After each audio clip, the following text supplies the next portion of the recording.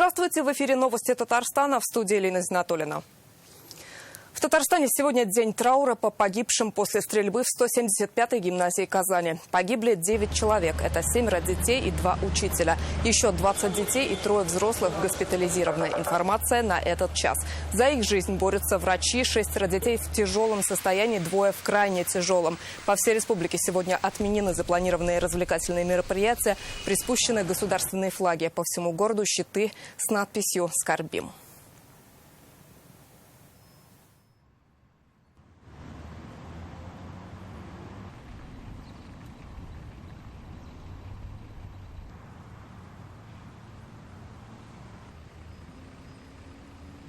Сегодня в Казани председатель Следственного комитета России Александр Бастрыкин. В аэропорту его встретил президент республики Рустам Минниханов вместе с полномочным представителем президента России Игорем Комаровым. Александр Бастрыкин посетил 175-ю гимназию и ДРКБ, где находятся пострадавшие. Он провел на территории школы большое закрытое совещание. В эти минуты у гимназии находится наш корреспондент Салават Мухаммадулин. Салават, что сейчас происходит у школы? Здравствуйте, Лена. Ну вот прямо только что, секунд 30 назад, сюда на территорию школы въехала машина МЧС, чтобы заняться сбором уже оперативного штаба, который был собран накануне. Что касается визита Александра Бастрыкина, то он завершился чуть больше часа назад. Александр Бастрыкин в сопровождении Рустама Минниханова и полномочного представителя президента России в Приволжском федеральном округе Игоря Комарова приехали сюда в районе 12 часов. И первым делом они возложили цветы к мемориалу, который соорудили сами казанцы. Затем Рустам Минниханов и Александр Бастрыкин посетили саму школу, прошлись по этажам, где как раз и разворачивалась эта ужасная трагедия.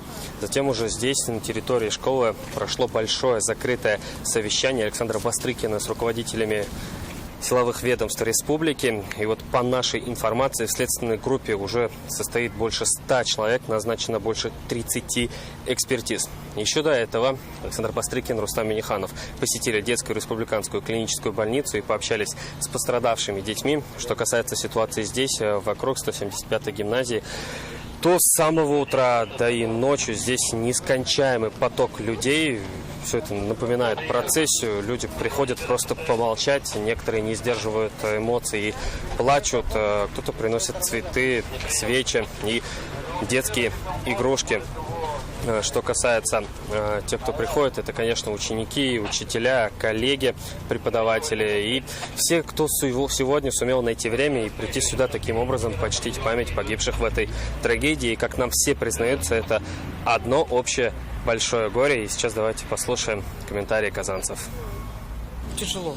У нас у самих дети уже взрослые, но жутко, что в наше время такое происходит. Как помочь, чем помочь, как изменить эту ситуацию, сложно сказать. Искренне соболезнуем пострадавшим, то есть семьям.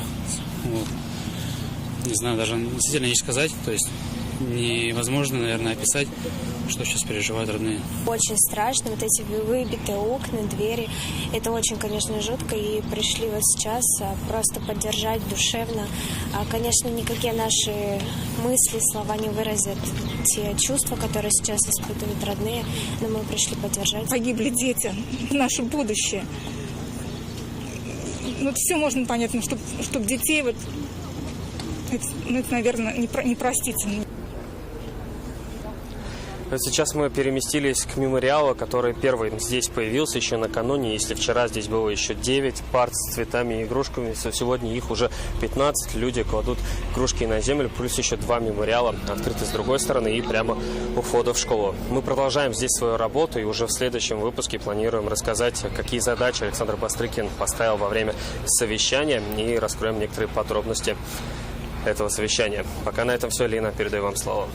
Спасибо, Салават. Это был наш корреспондент Салават Мухаммадулин, который сегодня работает у гимназии 175. В Москву из Казани вылетел спецборд МЧС. На нем транспортируют 8 пострадавших в результате стрельбы в 175-й гимназии. Это 5 детей и 3 взрослых. Вот что сегодня сообщили в ДРКБ о состоянии госпитализированных после трагедии.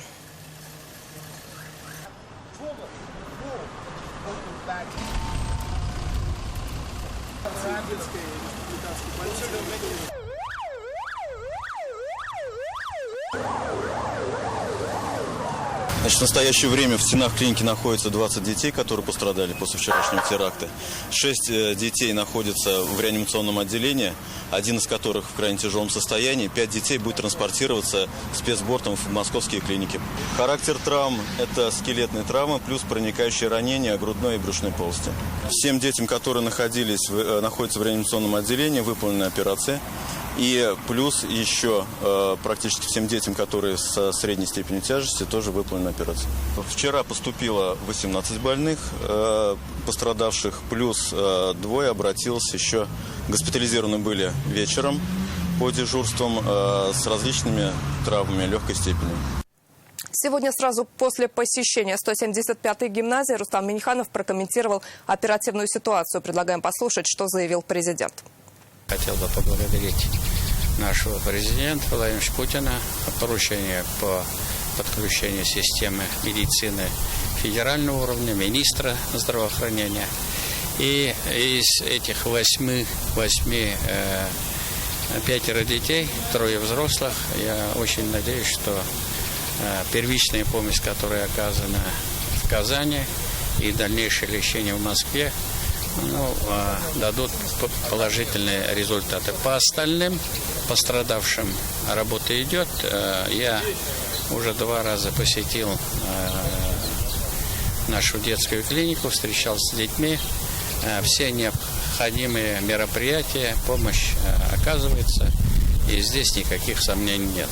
Кроме этого, мы уже об этом говорили, сегодня в республике день траура. Мы все скорбим по данной трагедии. И, конечно же, принято решение правительства. И я надеюсь, что уже сегодня к вечеру могут получить ту поддержку, которая определена нашим решением правительства. Кроме этого, мы обошли все домохозяйства, квартиры, где проживали ученики. Идет работа персональная. Значит, какая поддержка будет необходима, будет оказана помощь. Ну и, конечно же, после того, как мы сумеем немножко прийти в себя, я готов встретиться с родителями, обсудить меры поддержки, и выслушать их запросы.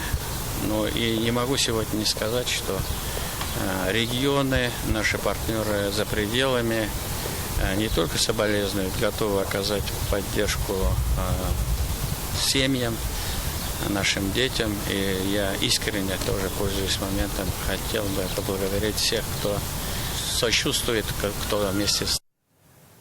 Сегодня в 7 утра в морге на Сибирском тракте родственникам начали выдавать тела погибших при стрельбе в 175-й гимназии. Перед зданием выставили оцепление полиции. Около 10 утра 9 катафалков отправились на кладбище. Все погибшие похоронены сегодня.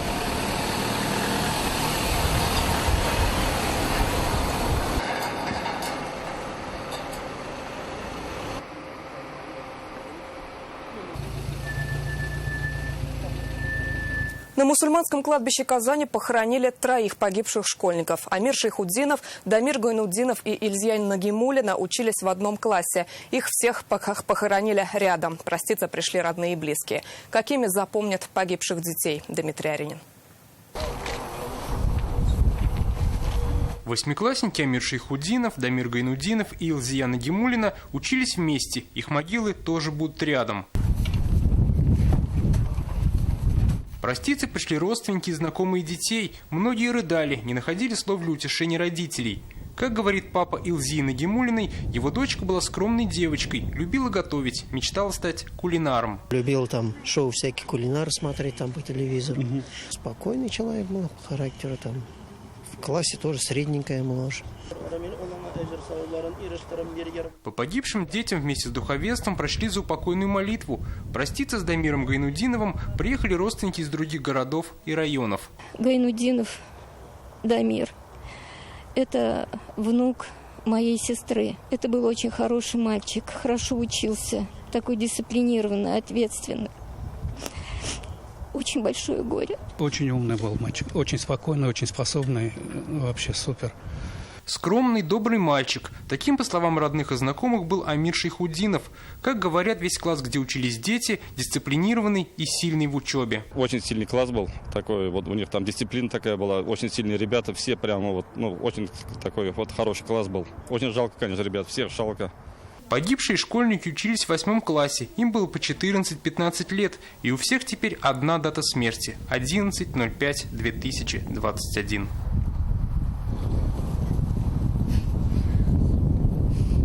Дмитрий Арин, Данил Филатов, ТНВ, Казань. Сегодня похоронили Амира Зарипова, восьмиклассника 175-й Казанской гимназии. Он оказался именно в том самом классе, куда добрался стрелок. В соседнем кабинете была его мама, учительница татарского языка. Она сберегла своих учеников, но потеряла сына. Похороны прошли сегодня в селе Большие Ковали Высокогорского района.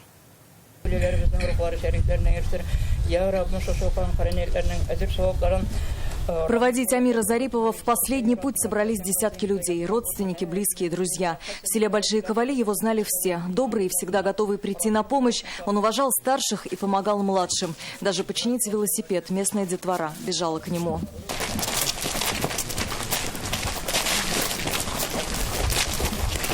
В день трагедии его мама, учитель 175-й гимназии Алина Зарипова, вела урок татарского языка у 9 классов. Когда прогремел взрыв, закрыла класс и пыталась успокоить своих учеников. И понимала, что в соседнем классе прямо сейчас может быть убит ее сын. Он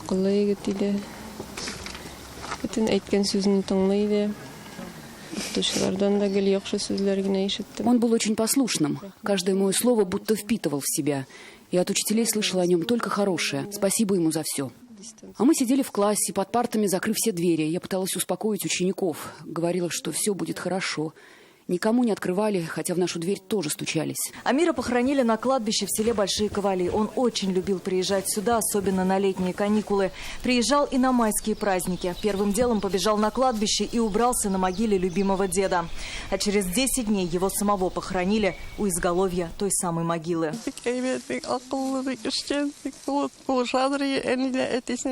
Он был таким послушным, всегда бежал помочь. Он так любил своих родителей. Даже пост держал. В последний раз сказал: скоро каникулы, я обязательно приеду.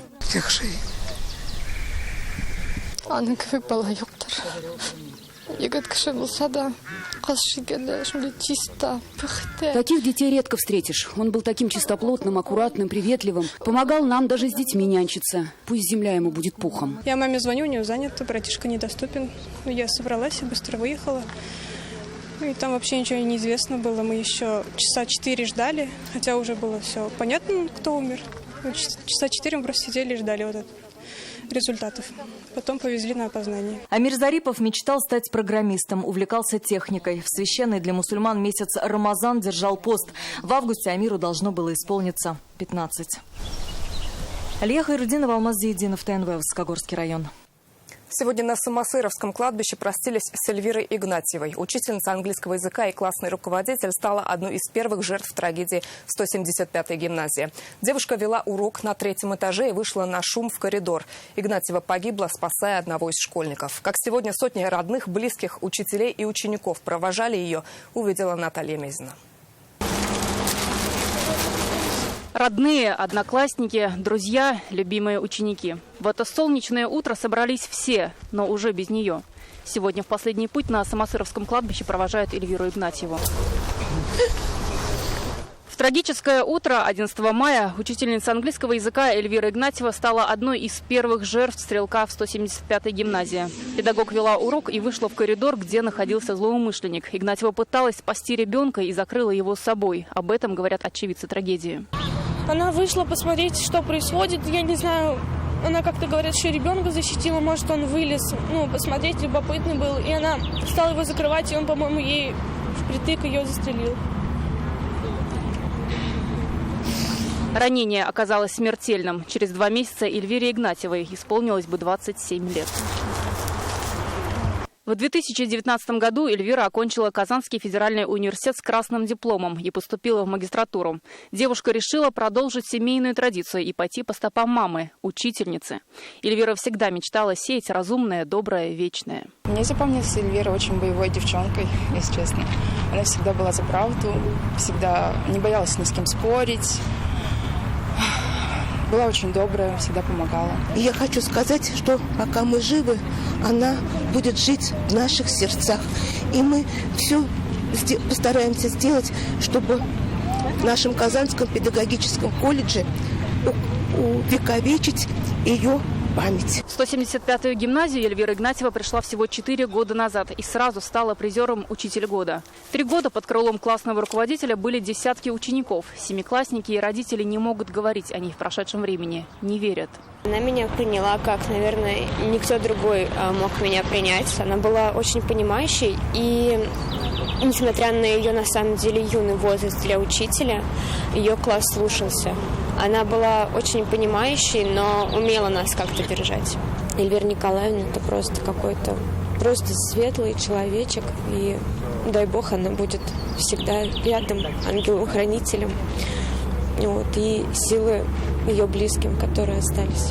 Родной брат Андрей Игнатьев рассказывает, 11 числа, как только узнал о ЧП, тут же приехал в гимназию. 9 часов неизвестности, ожиданий и надежды. К 6 вечера семья объездила все больницы, и поступил звонок из морга. Друг друга поддерживали во всем. И вот этот удар, это вообще до сих пор не верится, что так все получилось. Значит, так надо было. Нет, еще вот собиралась, планы были. И дети ее любили, вот преподаватели рассказали. Очень хороший, как ангел, сказали, она была как ангел. Наверное, начертано так. У каждого человека же есть. Когда человек рождается, Аллах Тааля ему уже начертает, сколько ему жить. Эльвира Игнатьева вела в Инстаграме свой блог, где писала о том, как получать радость от простых моментов жизни и быть счастливой. Сейчас ее страничка в Инстаграм превратилась в стихийный мемориал. Здесь пишут прощальные слова и желают сил ее родным и близким. «Ты удивишься, как легко вставать с постели, когда ты счастлив». Такие слова Эльвира Игнатьева оставила под своей последней фотографией. Наталья Мезина, Ленар Хузяхметов, ТНВ, Казань. На кладбище в селе Константиновка простились с учительницей начальных классов Венерой Айзатовой. 11 мая она была дежурным учителем и находилась на первом этаже школы. Одной из первых попала под обстрел. Сегодня с ней пришли проститься родные, близкие и ученики. Это моя первая учительница. Была замечательно хорошая, всегда после уроков со мной занималась, всегда тепло отзывалась, всегда ходил к ней в гости. Как раз таки мы были соседями. И не описать словами, я больше ничего не могу сказать. Простите. Как рассказал брат погибшей, услышав выстрелы, она велела детям сидеть в классе, вышла из кабинета и не вернулась. Ей было 55 лет. Венеру Айзатову запомнили как учителя с большой буквы, с чистым сердцем и безусловной любовью к детям, которая всегда была готова помочь в трудную минуту. Головой, знаете, просто думать, даже осмыслить невозможно то, что произошло вчера. Вот мы сегодня похоронили и детей, и учителей этой школы. Это очень грустно, это очень больно. Это очень больно, потому что в этом возрасте, 56 лет, исполнилось бы 1 июня Венере Султангалиевне. Она всю жизнь работала в школе, учитель начальных классов, вела прекрасные уроки. Ее уважали, ценили, всегда оберегали. В Татарстане создан оперативный штаб по ликвидации последствий трагедии под руководством премьер-министра республики Алексея Песошина. Сегодня об этом журналистам сообщила вице-премьер Лейла Фазлеева. Пострадавших 23 человека, 20 детей и 3 взрослых. Состояние 6 человек оценивается как тяжелое и 2 как крайне тяжелое. Все детали с пресс-конференции у Светланы Звонаревой.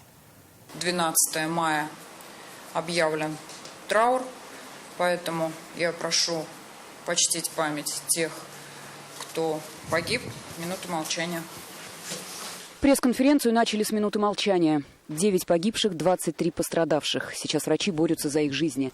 8 человек продолжат лечение в Москве. Лучшие специалисты системы здравоохранения Республики Татарстан работают с пострадавшими.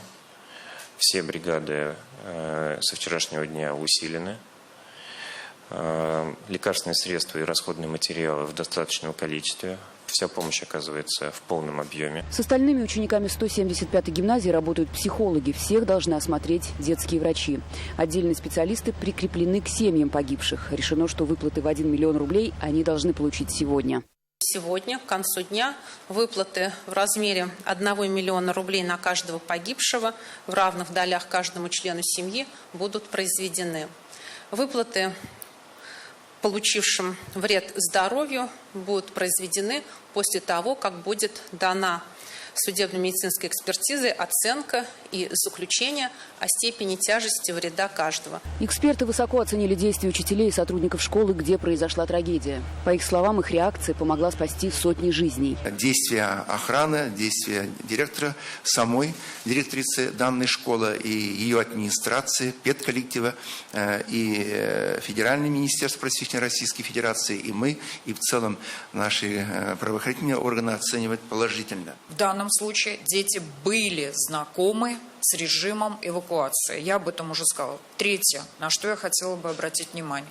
Речевое оповещение, которое директор сразу же включила в работу, это тоже показатель точности действий. В кратчайшие сроки в 175-й гимназии начнут ремонт. Учеников 9 и 11 классов временно переведут в соседние школы, остальные продолжат учебу дистанционно. Светлана Звонарева, Фейруза Мазитова, Игорь Романов, ТНВ, Казань.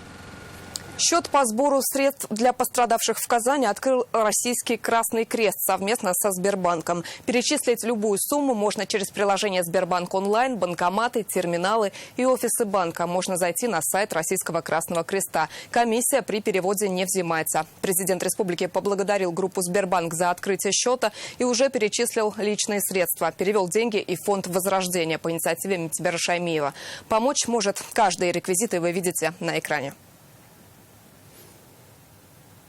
Сегодня в отношении Ильназа Галевиева должны избрать меру пресечения в Советском суде Казани. Ему 19 лет, он выпускник 175-й гимназии. Недавно был отчислен из ТИСБе. В апреле получил разрешение на оружие. Он опубликовал несколько постов с угрозами, грозился убить 10 человек и покончить с собой. Себя называл богом.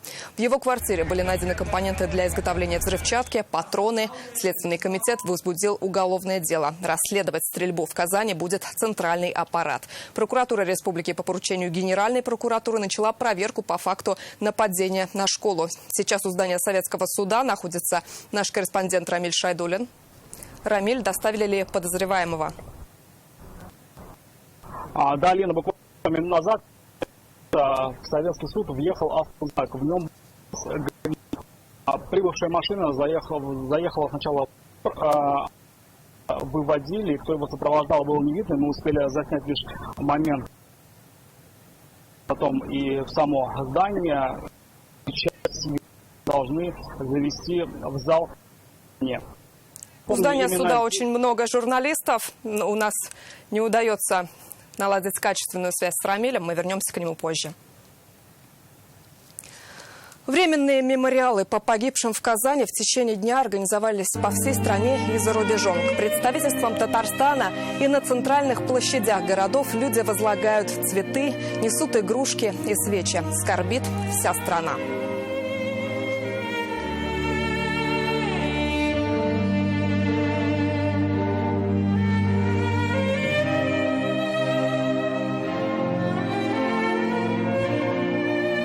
Всем нам надо крепиться. Это не только горе Татарстана и Казани, это наше общее горе.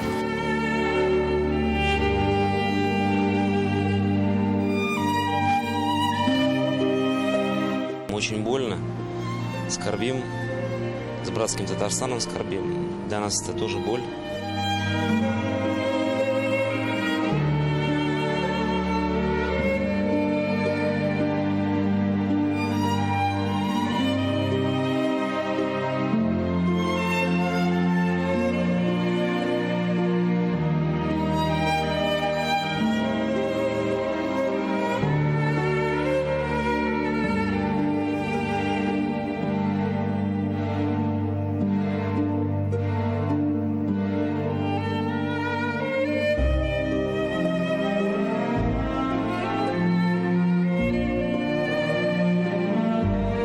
Вечная память этим детям, сотрудникам школы. И дай Бог, чтобы эта история никогда больше не повторилась.